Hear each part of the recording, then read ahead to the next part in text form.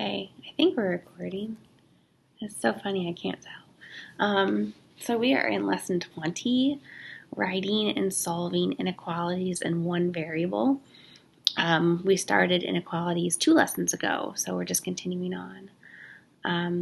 So the first little warm-up, dinner for drama club. Let me get my pen out. My background of my computer is blackened and I'm having a hard time finding things, which is very frustrating. I do love that I have a white pen though. Totally unnecessary when I'm writing on white paper, but it's fine. Let's switch to blue.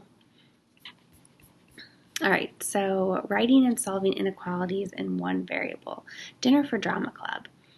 Kieran is getting dinner for his drama club on the evening of their final rehearsal. The budget for dinner is $60. Kieran plans to buy some prepared dishes from the supermarket. The prepared dishes are sold by the pound at $5.29 a pound. He also plans to buy 2 large bottles of sparkling water at $2.49 apiece. Represent the constraints in the situation mathematically. If you use variables, specify what each one means. So constraints are just like, what are we talking about? What are our variables? What is he buying? What's our equation going to be? It's a very fancy word that we've talked about before. So we know that prepared dishes are sold by the pound, so $5.29 a pound, and then 2 large bottles of sparkling water at $2.49 a piece. So we know we want 2 bottles of sparkling water, 2 times $2.49.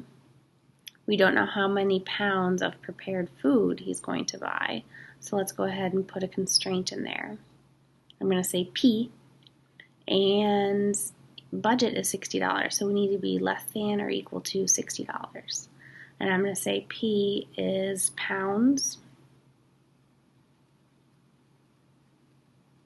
of prepared food.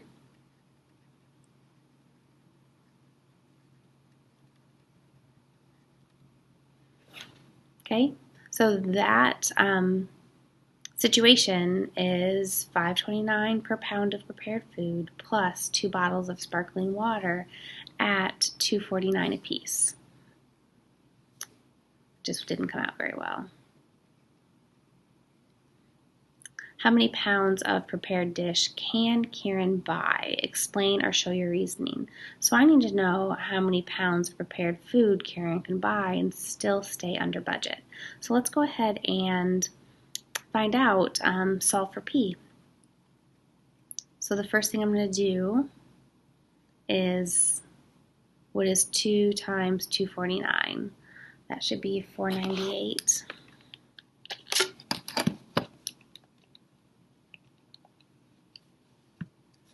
$4.58.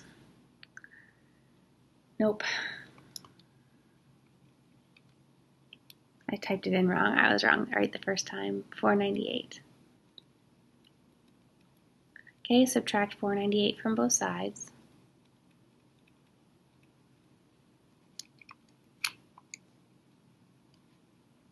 $55.02. So I have 5.59p is less than or equal to 55.02. Almost done. To solve for p, we need to divide both sides by 5.59. 5.29. Golly. Okay, it's always a worry when you copy things that you're going to copy them incorrectly, which I did a few times. Didn't sound right. 29.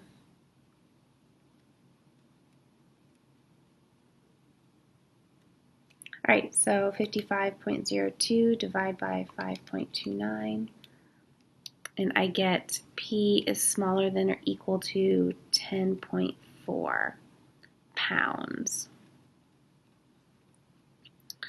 So Kieran needs to purchase exactly 10.4 pounds or less to stay within budget. Okay, it's a good thing to know if you're out shopping, especially if you're weighing all the food. You don't want to walk up to the register and like cross your fingers and hold your breath in hopes that you have enough money to pay the bill. All right, gasoline in the tank. Han is about to mow some lawns in his neighborhood. His lawnmower has a 5-gallon fuel tank, but Han is not sure how much gasoline is in the tank. He knows, however, that the lawnmower uses 0.4 gallons of gasoline per hour of mowing. I don't know how Han figured that out. Pretty impressive. What are all the possible values for X, the number of hours Han can mow without refilling the lawnmower? Okay, so I know we're doing 0.4 gallons per hour, and it's a 5-gallon tank. So how many hours can Han mow? So if I take gallons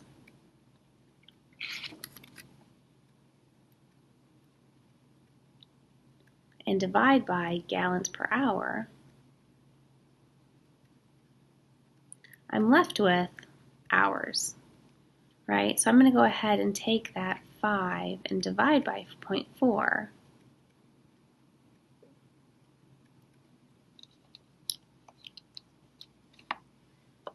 And I get 12.5 hours.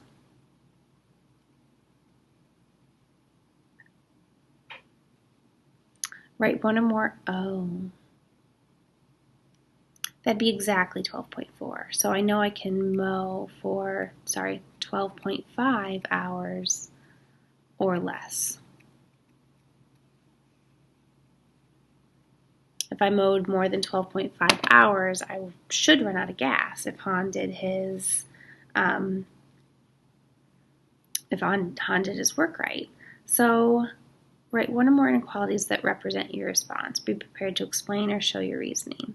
So I know X must be less than or equal to 12.5 hours.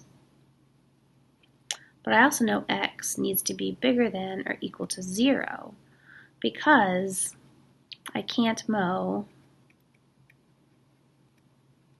for negative hours.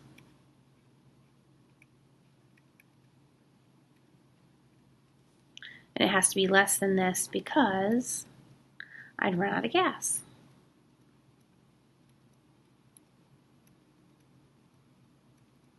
If I mowed more than 12.5 hours, I would run out of gas. Cool. We do have a lot of little mini examples in this lesson. Andre and Priya used different strategies to solve the following inequality but reached the same solution. So here's my inequality. 2 times the quantity 2x plus 1.5 is less than 18 minus x. Make sense of each strategy until you can explain what each student has done. So Andre, original equation. The first thing Andre did was multiply or distribute the 2 to the parentheses and got 4x plus 3. Kept the right side equal. Then it looks like Andre subtracted 18 from both sides. I can't write very well there. And got negative 15. So 4x minus 15 is equal to negative x because that just got brought down. And then we subtracted 4x from both sides. Have negative 15 equals negative 5x. And then divided both sides by negative 5. Okay, got x equals 3. Priya, she also distributed. And got 4x plus 3. And then it looks like Priya added x to both sides and got 5x plus 3 equals 18, and then subtracted 3 from both sides. 5x equals, so yeah, they just, Andre moved the constants to the left and the variables to the right.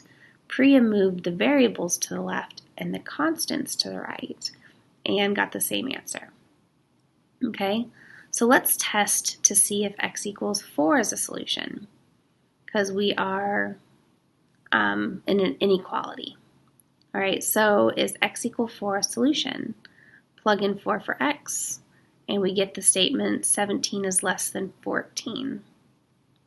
No, that's false, so 4 is not a solution. If a number greater than 3 is not a solution, then the solution must be less than 3, which I would write like this. Okay? In 4x plus 3 equals 18 minus x, there is a 4x on the left and a negative x on the right. If x is a negative number, 4x plus 3 could be positive or negative, but 18 minus x will always be positive. So if x is a negative number, and you put it in here, it will always be positive, because if I plug in a negative x for here, it would end up being 18 plus x, which is the same as 18 minus a negative x. So for 4x plus 3 less than 18 minus x to be true, x must include negative numbers, or x must be less than 3. So let's back up. Andre thought process went all the way down here. So didn't just solve it, he solved the equation, but he didn't finish the inequality until he did this test. Okay, so x is equal to 3. If I did a number line and 3, he tested 4 and got a false statement.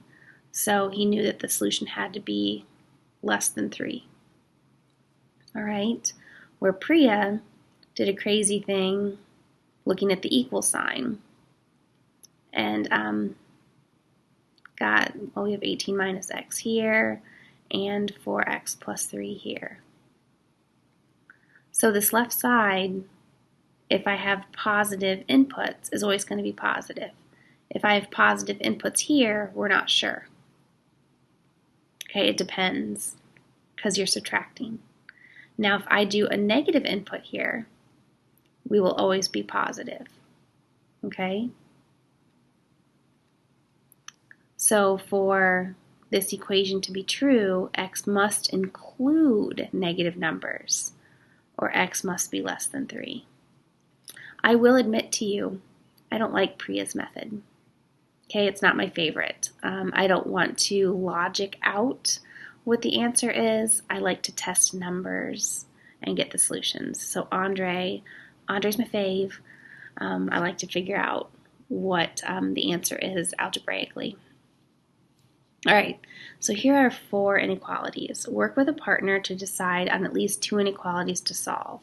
Solve one inequality using Andre's strategy by testing values on either side of the given solution, while your partner uses Priya's strategy by reasoning about the parts of the inequality. Switch strategies for the other inequality. So let's look at, we'll make Andre red. We'll do these 2 for Andre, and we'll make Priya a different color when we get to it. So 1/5 p is greater than negative 10. So 1/5 p is greater than negative 10. I'm going to go ahead and solve for p. I'm going to divide both sides by 1/5. So I have p is greater than negative 50. Let's not do that. Okay, we'll make it an equality first, just like Andre did. Now I go to a number line and I put negative 50 in here. And I test, I don't know, negative 60 and negative 40. So P is negative 50. If I test negative 40 in the original equation, wait, back over here. So 1/5 times negative 40. And I get negative 8. Is negative 8, so I plugged in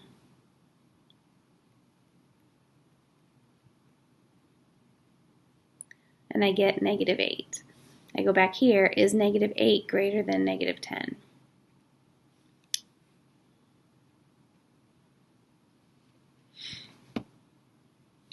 Hold on a second. Is negative 8 greater than negative 10? That is true. Negatives are always hard, but that is true.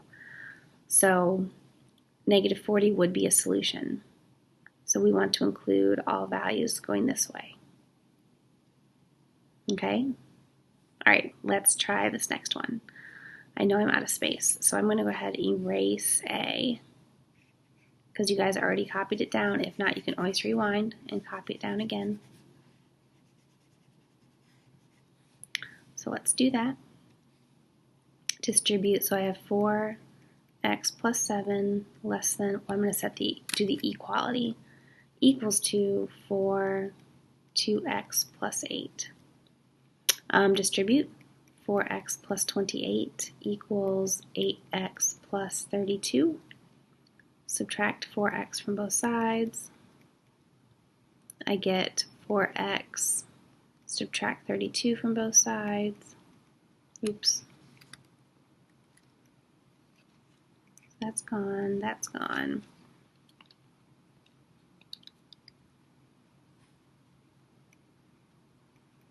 So I have divide both sides by 4, x equals negative 1.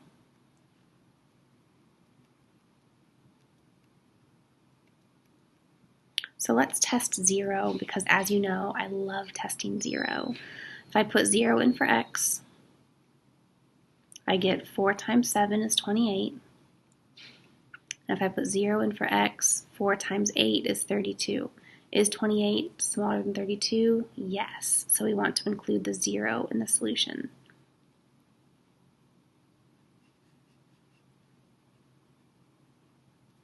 What's important to remember here is it's an equal, less than or equal to, so we want a closed dot.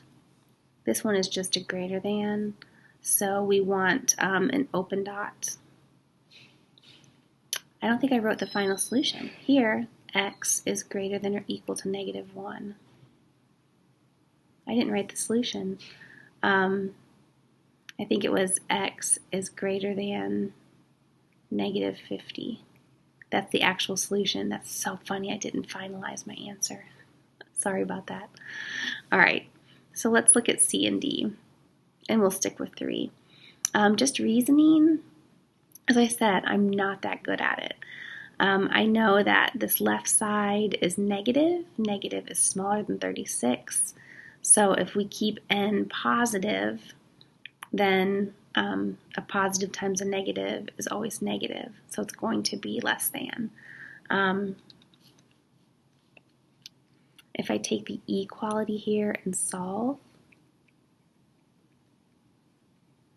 I get n equals negative 4. So if I keep n positive, then my answer should be true. So I think I need to go that way. N has to be positive. Okay, that's reasoning out. I'm sure some of you in the room will be much better than me at this. Let's see.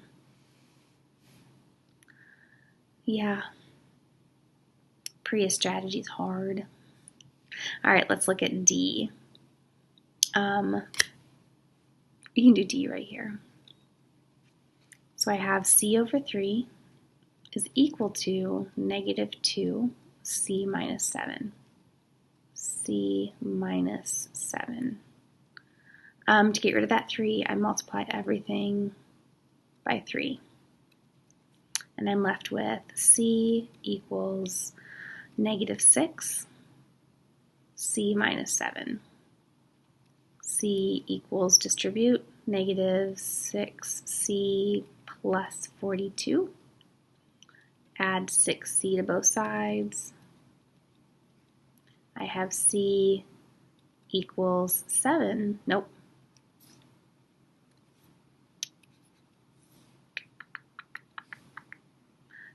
C equals 42. Divide both sides by C. I get divide both sides by 6. Divide both sides by 7. I get C equals 6. All right. So if we look back over here, I'm trying to figure out if I want to do to include positive numbers or negative numbers. All right. I'm not going to look at that one because that's not very helpful. I'm going to look at this one. Okay, the left side is C. The right side is negative 6 times C plus 42. I can't reason this out. All right, Priya's strategy. The right side of the inequality has a negative 2C, while the left side has 1/3 C. If C is a large positive number,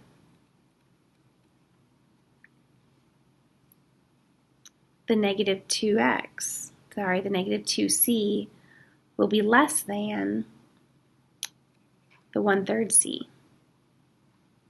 Okay, so this would be less than this, which isn't what the inequality states should happen. If x is a negative number, negative 2C will be positive and greater than 1/3 C. Okay, so C has to be a negative number. So C is less than 6. Okay, Priya and I don't see eye to eye. Are you ready for more? Using positive integers between 1 and 9, and each positive integer at most once, fill in the values to get two constraints so that x equals 7 is the only integer that will satisfy both constraints. Okay, this is like stretching your brain activities, which we rarely do in class. If you want to pause now and try it, I'll write in the answers, and you can see if you got it right. Okay, go ahead and push pause.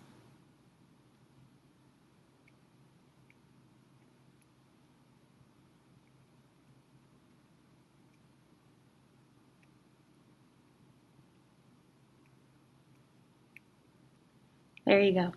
Okay, pretty fun. All right, matching inequalities and solutions. Match each inequality to a graph that represents the solution. Be prepared to explain or show your reasoning. Remember here, number 1, please never divide both sides by 3x. We're going to subtract 3x from both sides. And I get 3x is less than 0. Divide both sides by 3, and I have x is less than 0, which is D. That's D. Here we're solving for x, so divide both sides by 1/4.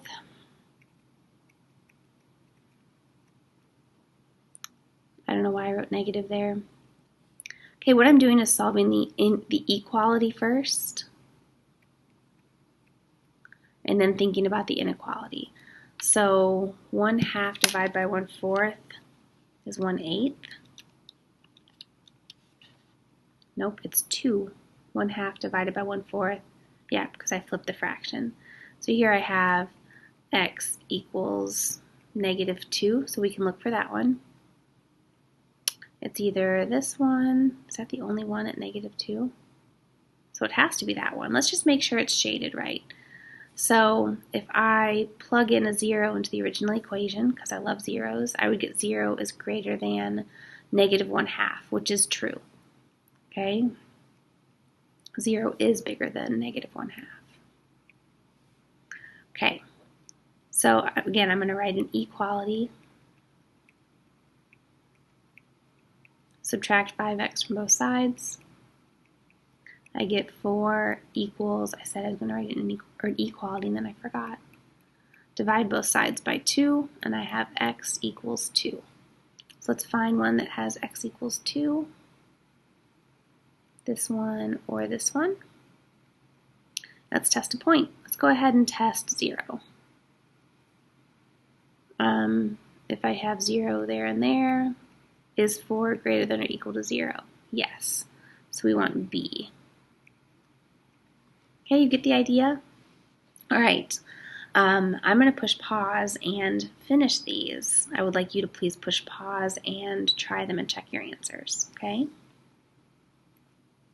So I found a mistake. If I look at number 1, my answer is x is less than 0. which is not D because that is 0.5. Okay, F. So sorry. So D has not been used yet because I need D. Oh, this is D. Yep. And then 5 is A. Whew. I said push pause and check, and then I found a mistake. All right, I'm going to go ahead and do this one. So if I multiply everything by 5, I get 12 minus x equals 5x. So 12 equals 6x, x equals 2. So let's find the one with x equals 2.